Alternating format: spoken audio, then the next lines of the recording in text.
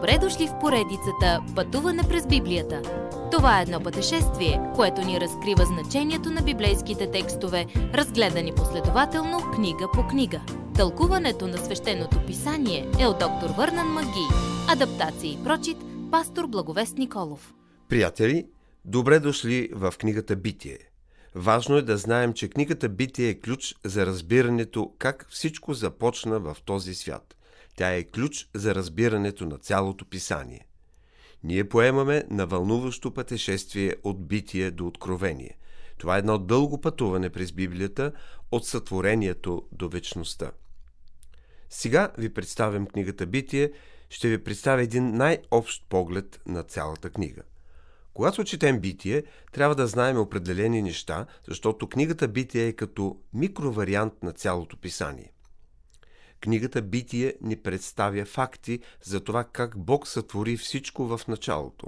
Не само света и космоса, но и мъжа, жената, брака, семейството, греха, работата, цивилизацията, расите, езиците, изкуплението и градовете. Някои изрази в книгата се срещат особено често, като, например, това е потомството на, където виждаме ранни истории за семейства. Тук ще се спомене и завета, една много важна тема за нашето разбиране, защо Бог е така различен, че сключи заветен договор с хората.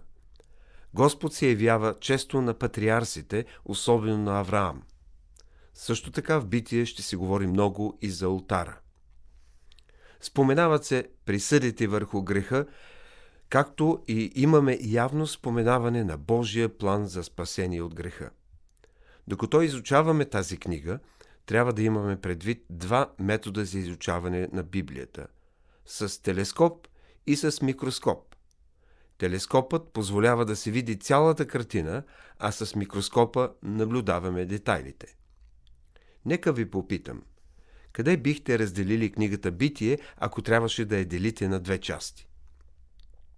Интересното е, че в първите 11 глави се говори за времето от сътворението до Авраам.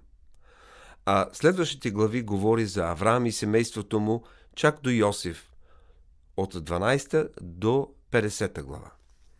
Темата на първата част е Вселената и сътворението. И тези 11 глави съдържат в себе си над 2000 години история.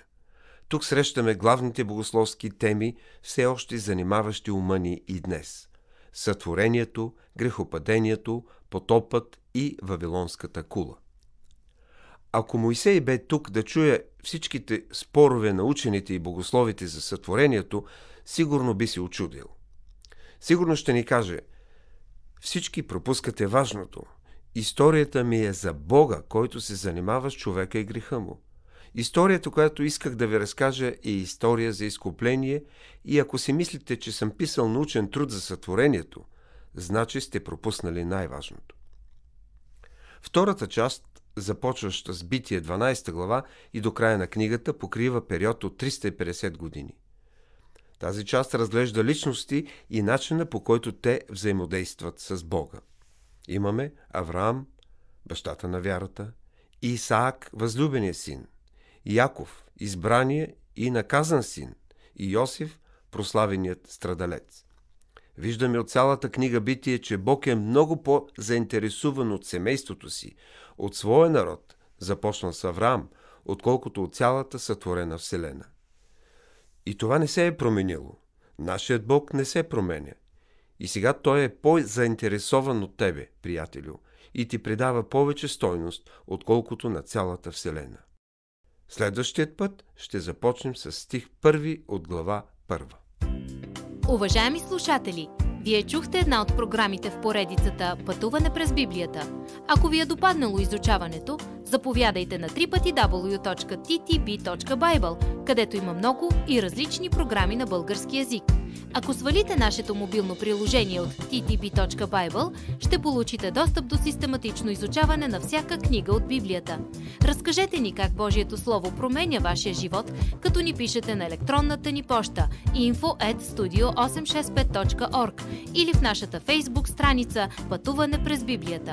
Освен до аудиопрограмите, чрез мобилното приложение ще получите достъп и до различни материали. И на още едно място ще намерите нашите обяснения на библейските текстове. На платформата YouVersion за всяка книга от Библията ще намерите наш план за прочит и аудиопрограма с обяснение на прочетеното. Благодарим ви и до нови срещи в онлайн пространството!